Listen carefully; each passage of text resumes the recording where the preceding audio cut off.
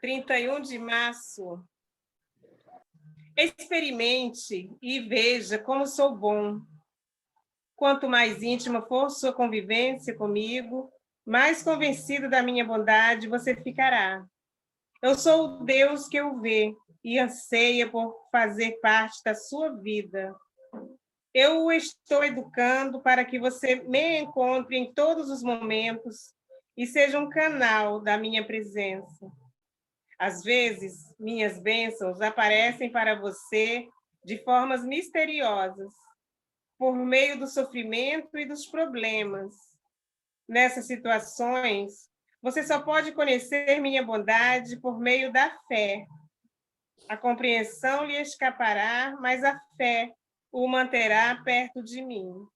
Agradeça-me pela dádiva da minha paz, um presente tão grande que você não é capaz de compreender sua profundidade ou grandiosidade. Quando apareci para meus apóstolos depois da ressurreição, a paz foi o que lhe transmiti primeiro. Eu sabia que era disso que eles mais precisavam para acalmar seus nervos e limpar sua mente. Assim, também transmito-lhe essa mesma paz, porque conheço seus pensamentos ansiosos. Ouça-me, ignore outras vozes, de modo que eu possa me escutar com mais clareza. Eu o criei para viver na paz o dia inteiro, todos os dias. Aproxime-se de mim, receba a minha paz. Bom, vamos fechar os nossos olhos e com essa mensagem, né, fala de paz, né, que possamos acalmar nossos corações, nossas mentes e agradecer pelo dia de hoje, agradecer por estarmos aqui reunidos, por estarmos tentando, né, aprender um pouco, cada vez mais, dessa palavra tão linda que Jesus nos deixou aqui há tanto tempo. Que toda a espiritualidade amiga nos inspire, nos guarde, e que essa palavra, com certeza, não fique só dentro dos nossos lares, que possa virar uma luz que se espalhe até onde as pessoas precisem. Muita gente, com certeza, está precisando, Pai, que possa se refletir, possa aumentar e que possa chegar em cada coraçãozinho sofredor, em cada coraçãozinho que necessita de Ti, Pai. Que a Tua luz, o Teu amor, a Tua misericórdia se faça sempre presente. Que possamos aprender cada dia mais e possamos também não só guardar para nós, mas também levar esse ensinamento para o mundo, sermos bons, sermos caridosos, tentar sermos sempre o melhor possível. Muito obrigada a todos que estão aqui, tanto encarnados quanto desencarnados, e que esse evangelho possa ser esse momento de luz a se propagar, possa ser esse momento de bondade que temos primeiro para a gente e depois para os outros também. Muito obrigada, Pai, por estar conosco e por nos guiar dia após dia. Graças a Deus. Graças a Deus. Ai, que lindo. Quem gostaria de ler o Evangelho hoje?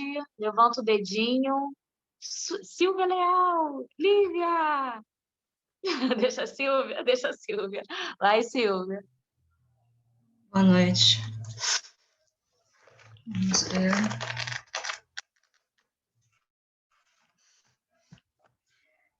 Capítulo 4, item 12. Capítulo 4, item 12.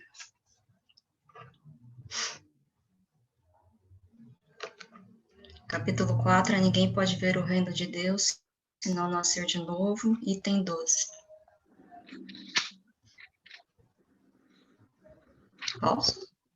Pode. É a ressurreição e reencarnação, não é isso? É que vai falar do... Isso, é. Tá, Isso. Os teus mortos viverão, os meus, a quem tiraram a vida, ressuscitarão. Despertai e cantai louvores, vós, os que habitai no pó, porque o orvalho que cai sobre vós é orvalho de luz, e arruinareis a terra e o reino dos gigantes. Isaías 26, 19. Essa passagem de Isaías é também bastante clara. Os teus mortos viverão. Se o profeta tivesse querido falar da vida espiritual, se tivesse querido dizer que os mortos não estavam mortos em espírito, teria dito: ainda vivem e não viverão. Do ponto de vista espiritual, estas palavras seriam um contrassenso, pois implicariam uma interrupção na vida da alma. No sentido de regeneração moral, seriam a negação das penas eternas, pois estabelecem o espírito, ou estabelecem o princípio de que todos os mortos reviverão. Quando o homem morre uma vez e seu corpo, separado do espírito, é consumido, em que se torna ele? Tendo o homem morrido uma vez, poderia ele reviver de novo? Nesta guerra em que me encontro todos os dias de minha vida, estou esperando que chegue a minha mutação. Job 14, 10 a 14, segundo a tradução de Sassi. Quando o homem morre, perde toda a sua força e expira. Depois, onde está ele? Se o homem morre, tornará a viver? Esperarei todos os dias de meu combate até que chegue minha transformação. Tradução protestante de Osterwald. Quando o homem está morto, vive sempre. Findando-se os dias da minha existência terrestre, esperarei porque a ela voltarei novamente. Versão da Igreja Grega. O princípio da pluralidade das existências está claramente expresso nessas três versões. Não se pode supor que Job quisesse falar da regeneração pela água do batismo, que ele certamente não conhecia. Tendo o homem morrido uma vez, poderia ele reviver de novo?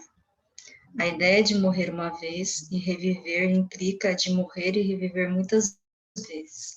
A versão da Igreja Grega é ainda mais explícita, se possível. Findando-se os dias da minha existência terrestre, esperarei, porque a ela voltarei novamente. Quer dizer, eu voltarei à existência terrena. Isto é tão claro como se alguém dissesse: saio de casa, mas a ela retornarei. Nesta guerra em que me encontro todos os dias de minha vida, estou esperando que chegue a minha mutação. Job quer falar, evidentemente, da luta que sustenta contra as misérias da vida. Ele espera a sua mutação, ou seja, ele se resigna.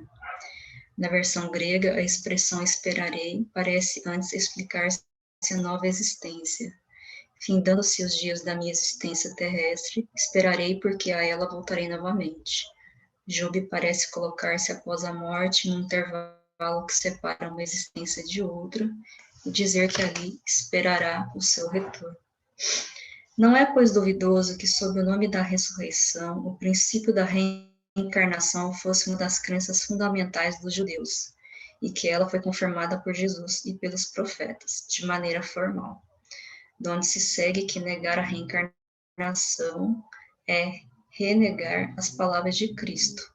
Suas palavras um dia constituirão autoridade sobre esse ponto, como sobre muitos outros, quando forem meditadas sem partidarismo. A essa autoridade de natureza religiosa virá a juntar-se o plano filosófico e das provas que resultam da observação dos fatos. Quando dos efeitos se quer remontar às causas, a reencarnação aparece como uma necessidade absoluta, uma condição inerente à humanidade, em uma palavra, como uma lei da natureza.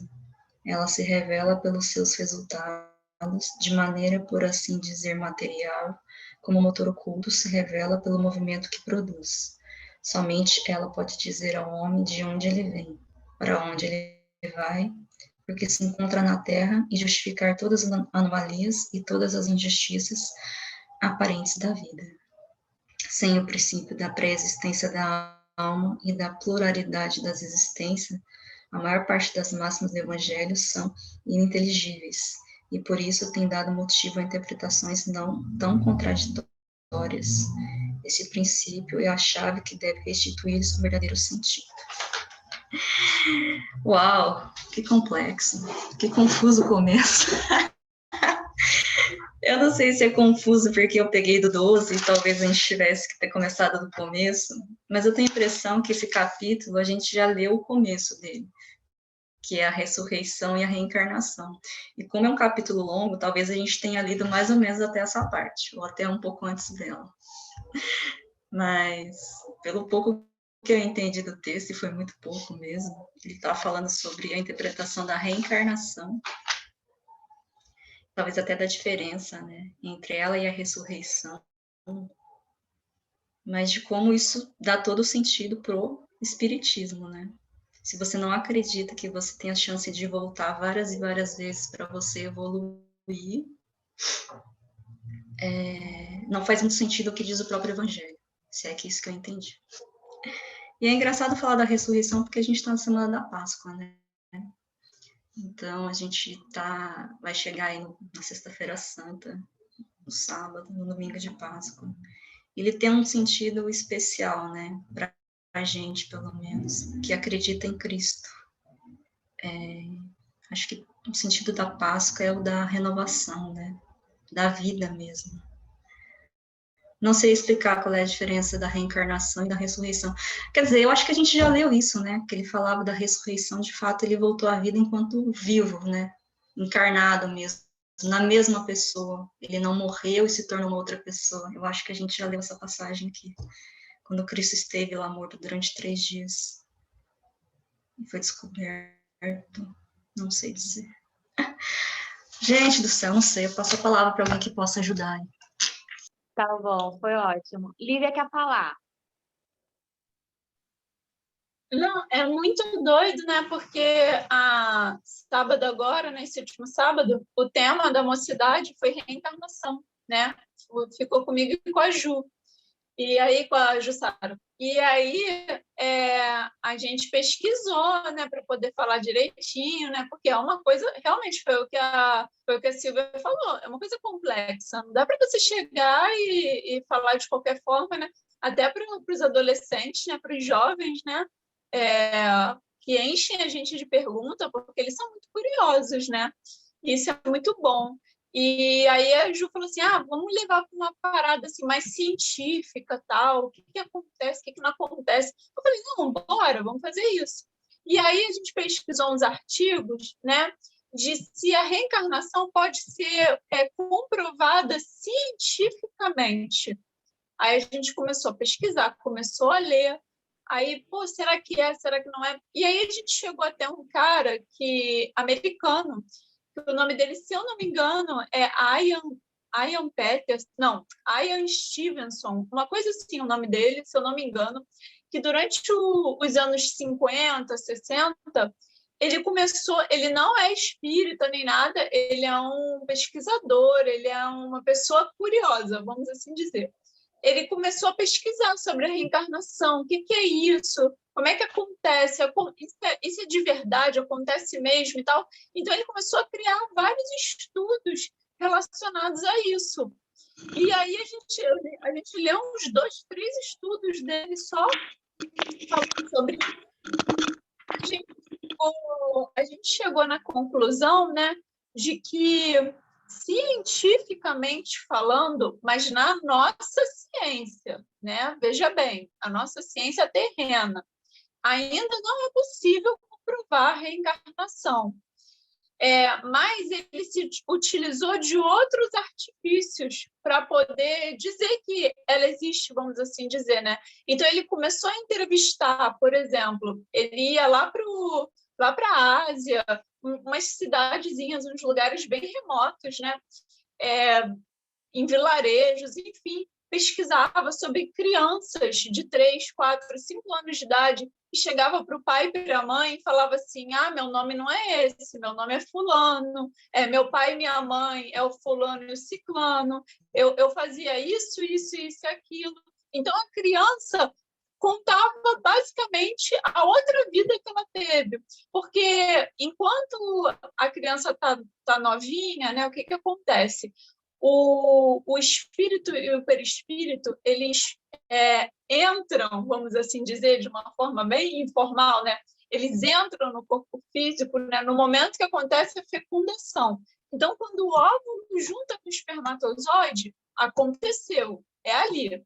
Só que até, vamos assim dizer, para esse espírito, né, com o perispírito, se encaixar totalmente, dura até mais ou menos os 7 anos de idade. Então, essa criança, se ela tem uma mediunidade muito aflorada, ela pode sim lembrar das outras vidas dela e pode comentar. Ou, por exemplo, se numa outra vida ela sabia de uma outra língua, por exemplo, eu sou brasileira, mas eu na outra vida era americana. Eu posso vir sabendo falar um pouco de inglês, sendo que nunca ninguém me ensinou isso. Ou eu posso tocar piano, sendo que ninguém nunca me ensinou a tocar piano. A gente tem tantas crianças aí, prodígios, né? Em relação a isso, às artes, à música. Então, ele pesquisou em relação a isso e batia muita coisa. Teve um caso de uma mulher que eu acho que ela morreu afogada, uma coisa assim, e a criança era a reencarnação dessa mulher. E aí eles passaram pelo rio, por coincidência ou não, né? Passaram pelo rio que ela foi afogada, ela virou e falou: eu caí aqui, eu morri afogada, que isso, que aquilo. E depois eles foram descobrir que realmente tinha tido uma mulher que morreu afogada ali. Enfim, então, ele, através das observações e dos relatos, ele trouxe esse estudo à tona, né? E a gente aí vê o quão legal é isso, né? De que, mas a ciência não comprova. Mas, gente, a nossa ciência não comprova um monte de coisa. Nós somos limitados ainda, né? Nós ainda somos limitados. O que a gente tem aqui hoje é o que a gente domina, mas ainda tem muitas leis de Deus, muitas leis naturais, muitas leis, enfim, que ele criou, que são dele, né? Muitas leis divinas que a gente ainda não domina, a gente nem sabe que existem, né? A gente sabe que a reencarnação existe, mas e as outras que a gente não tem nem ideia de que existem e elas existem, né? Então, a reencarnação é mais ou menos isso. E aí ele foi comprovando, e através também de hipnose, né? Regressão, ele também comprovou, né? Muitos fatos relacionados a isso, e com isso ele criou o estudo dele, né? Foram anos e anos estudando.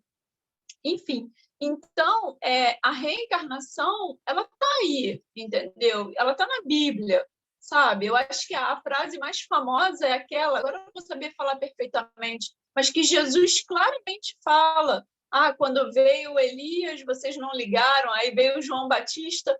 Ali nessa frase, não tem mais dúvida, entendeu?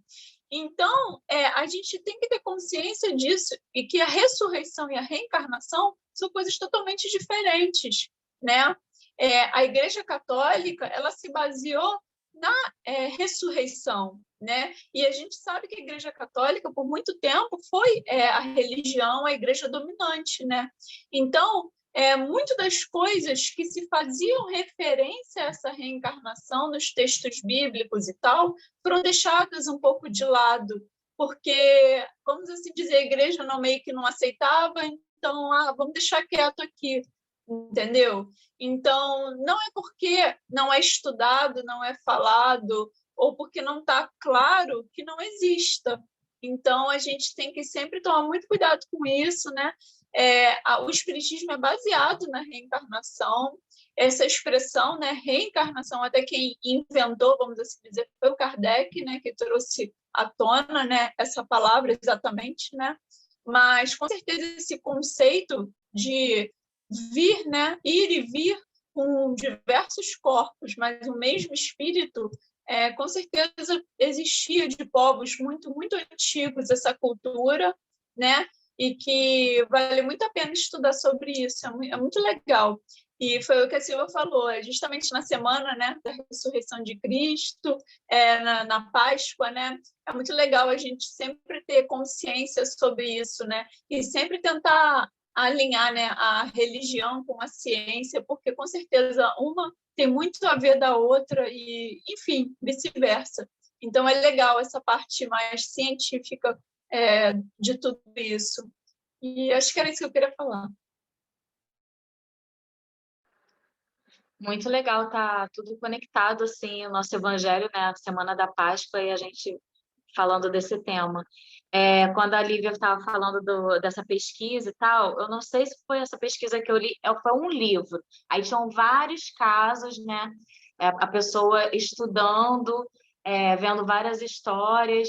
Aí tinha uma que me chamou muita atenção, que era um garotinho de 3 anos, e ele tinha pesadelos que ele estava no avião e o avião estava pegando fogo. Sempre tendo esse pesadelo, sempre acordava sacudindo inteiro. Aí foram ver ele, aí foram pesquisar o porquê e leva médico, leva isso. E ele começou a ter lembranças do nome dele, de como era. Era uma lembrança que ele tinha morrido, tipo na guerra, assim, o avião pegou fogo, então a lembrança ficou muito forte nele. Aí nesse livro conta várias outras histórias, bem interessantes, assim, de uma pessoa que pesquisou, né, que foi interessada pelo assunto e foi pesquisando. Normalmente acontece com crianças, as crianças lembram mais, porque até os 7 anos elas estão mais do lado de lá do que do lado de cá, então elas lembram mais. E depois esquece, depois desliga e a vida passa a ser aquela dali. O que mais que eu ia falar? Essa parte aqui eu achei tão linda. Só ela pode dizer, no caso, a reencarnação, né? De onde o homem vem, para onde ele vai, por que está na Terra, justifica todas as anomalias e todas as aparências de injustiças que a vida apresenta. Através disso, né?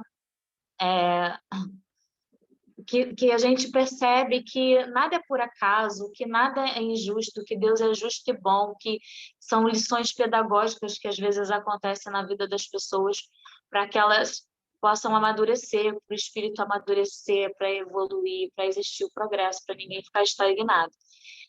Então, seria muito cruel a gente ter uma encarnação só, para viver tudo, acertar tudo, e vai para o inferno ou vai para o céu. Seria muito cruel. Na minha cabeça nunca entrou isso.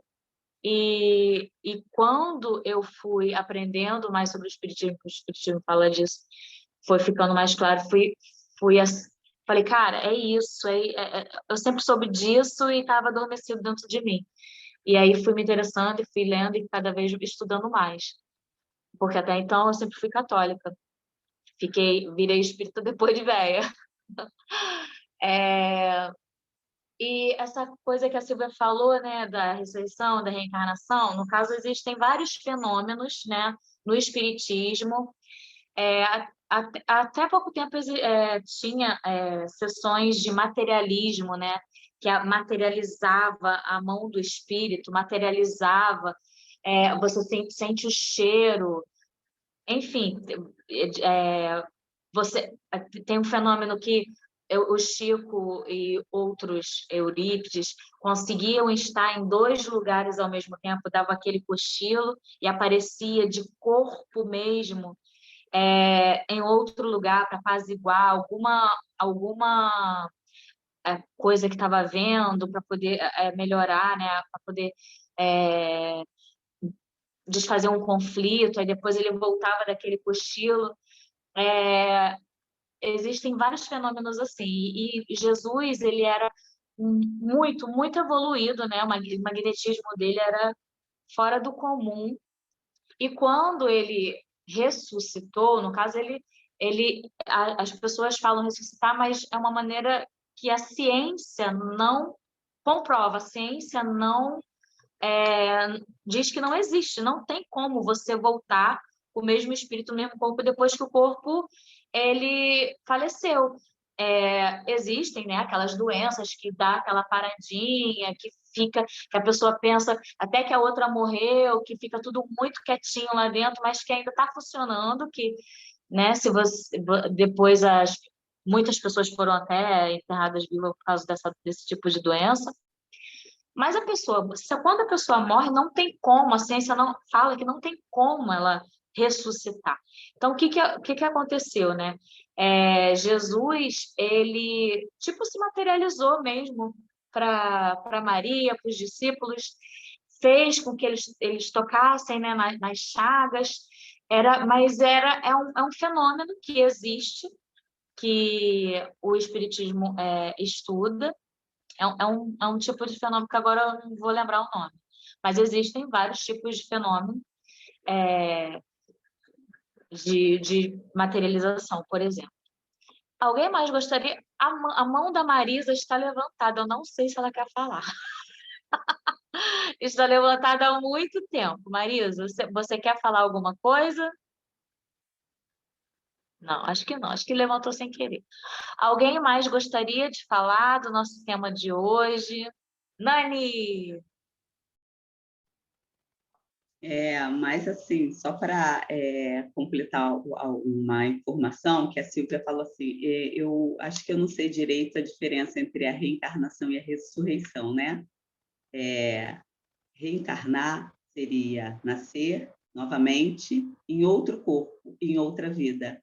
Ressuscitar seria, no caso dessas doenças que a Suzana falou, no caso da catalepsia, né? No caso, ele é tido como morto, né? Ele parece que está morto, porque os sinais vitais ficam muito diminuídos e depois ele volta. Então, é como se ele tivesse morrido e nascido novamente, renascido no mesmo corpo, na mesma vida. Ou então, quando a pessoa tem uma parada cardiorrespiratória, que fica aquele tempinho morto, né? Porque ele está literalmente morto, só que nós já sabemos, aí entra o conhecimento do espiritismo, o fio, o cordão magnético, ele ainda está ali, né? Ele ainda está ligado, né? Então, é possível que se faça uma manobra que aquele indivíduo volte à vida, né?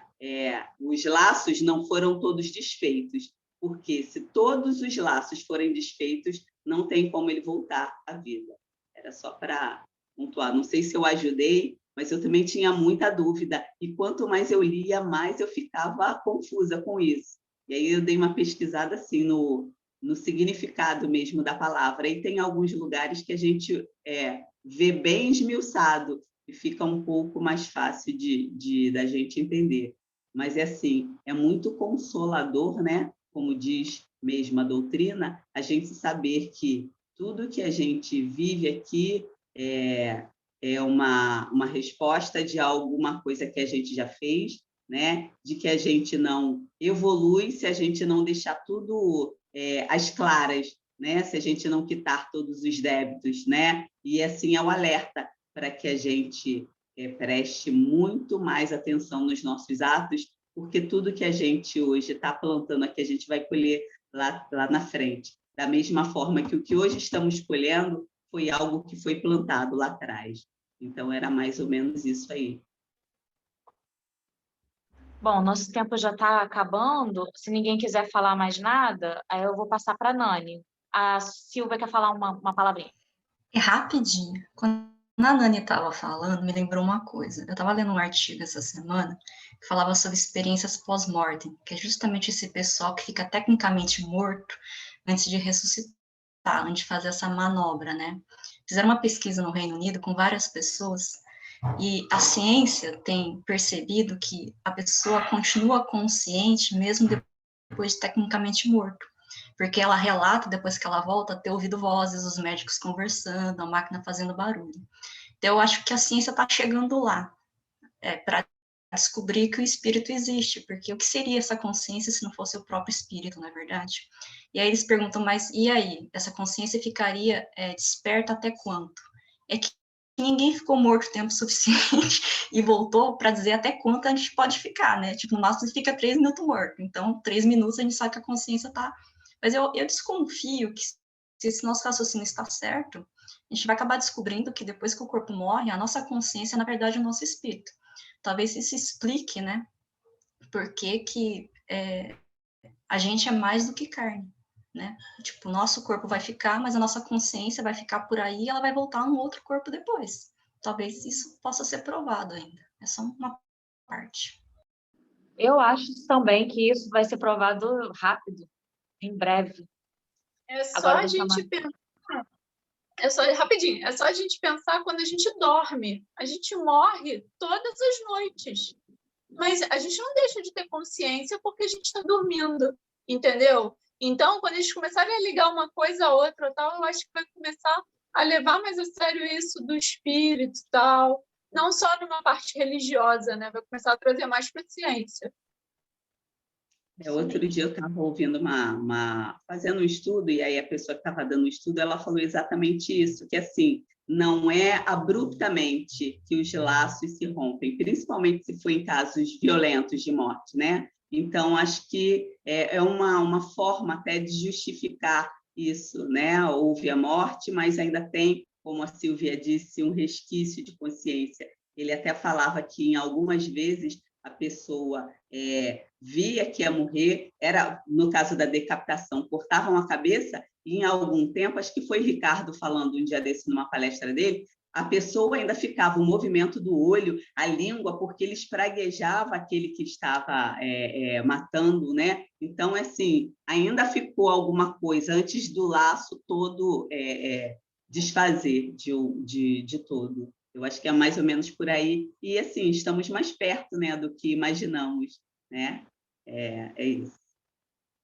Então, que a gente consiga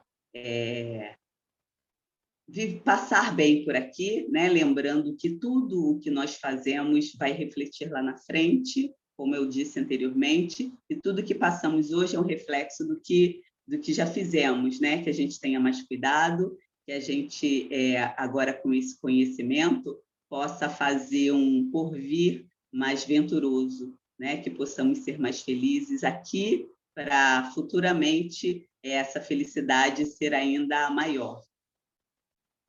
Não quero interromper o teu silêncio, ó Pai, mas é só orando que eu encontro paz. O vento da aflição quer apagar a chama da minha adoração.